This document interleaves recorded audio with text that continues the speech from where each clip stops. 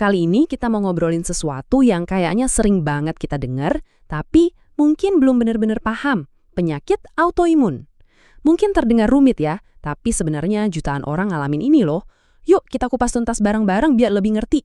Coba deh, pernah nggak sih ngerasa capek banget padahal rasanya udah cukup tidur? Atau sendi-sendi kaku pas bangun pagi? Terus kadang suka demam-demam ringan yang nggak jelas datangnya dari mana?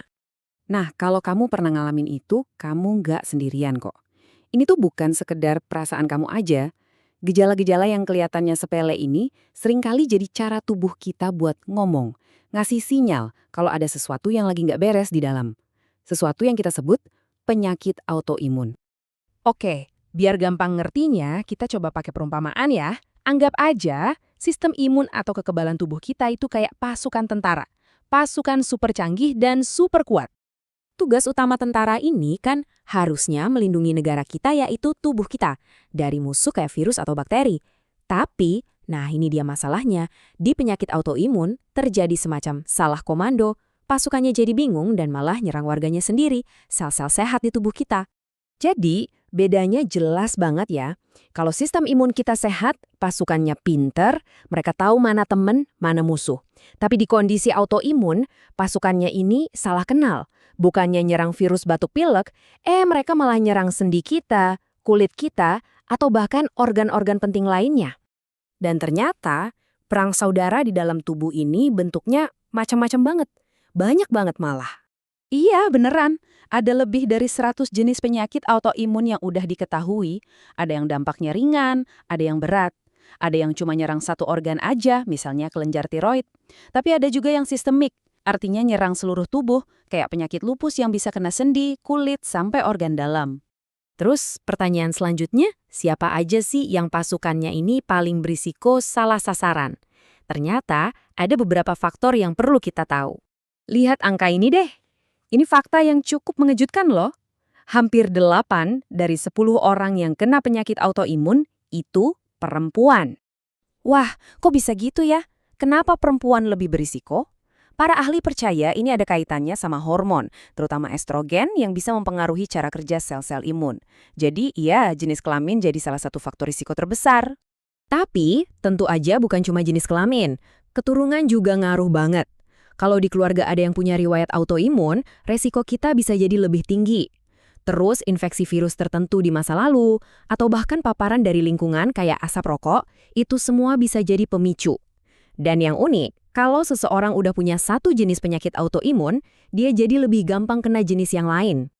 Oke, sekarang kita masuk ke bagian yang paling penting nih. Gimana cara ngenalin sinyalnya? Kapan kita harus mulai curiga dan cari pertolongan? Percaya deh. Tubuh kita itu pinter banget. Dia bakal selalu ngasih tahu kalau ada yang nggak beres. Tugas kita cuma satu, jadi pendengar yang baik. Jangan diabaikan sinyal-sinyal itu. Jadi sinyalnya apa aja sih? Coba perhatiin. Kelelahan yang rasanya beda, capek banget. Nyeri sendi atau otot yang kaku. Demam yang hilang timbul tanpa sebab yang jelas. Mungkin ada ruam di kulit atau masalah pencernaan yang nggak sembuh-sembuh. Ingat ya, satu gejala aja mungkin biasa. Tapi kalau gejalanya muncul barengan dan terus-terusan, nah itu bisa jadi sebuah pola yang harus diwaspadai. Dan ini penting banget. Semua info ini bukan buat kamu jadi dokter dadakan ya. Jangan pernah mendiagnosis diri sendiri. Google emang pintar, tapi dia bukan dokter. Kalau kamu atau orang terdekat ngerasain gejala-gejala ini, langkah paling benar dan paling aman adalah ngobrol sama dokter atau tenaga kesehatan.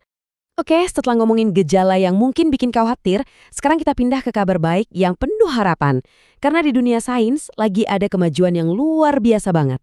Sekarang, para peneliti itu nggak cuma mikirin gimana cara nahan sistem imunnya aja, tapi mereka lagi nyari cara buat ngajarin ulang atau meriset pasukan tentara yang salah arah tadi.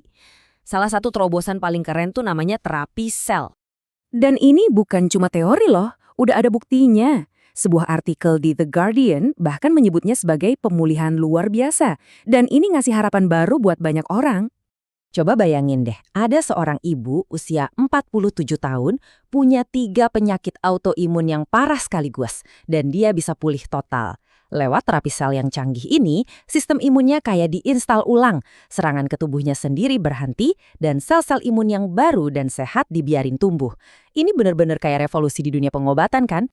Nah, setelah kita paham apa itu autoimun, risikonya, gejalanya, dan bahkan ada harapan baru dari sains, terus apa dong langkah praktis yang bisa kita lakuin sekarang juga? Simple aja, ada 3 langkah. Pertama, kenali gejala. Coba deh lebih peka sama sinyal dari tubuh sendiri. Kedua, konsultasi profesional. Jangan takut, jangan malu, langsung ngobrol sama dokter. Diagnosis lebih awal itu kuncinya. Dan yang ketiga, nggak kalah penting, bagikan informasi ini. Siapa tahu bisa bantu orang lain. Karena pada akhirnya, kunci pertamanya itu pemahaman. Dengan kita ngerti cara kerja tubuh kita dan sinyal-sinyalnya, kita jadi bisa lebih proaktif jaga kesehatan. Coba deh, sekarang pikirin sebentar. Ada nggak di keluarga atau teman-teman kamu yang pernah ngeluhin gejala-gejala tadi? Mungkin penjelasan sederhana kayak gini justru yang lagi mereka butuhkan. Makanya, jangan simpan info penting ini sendirian ya. Yuk bagikan pembahasan ini ke keluarga dan teman-teman kamu. Makasih banyak udah dengerin. Sampai ketemu lagi.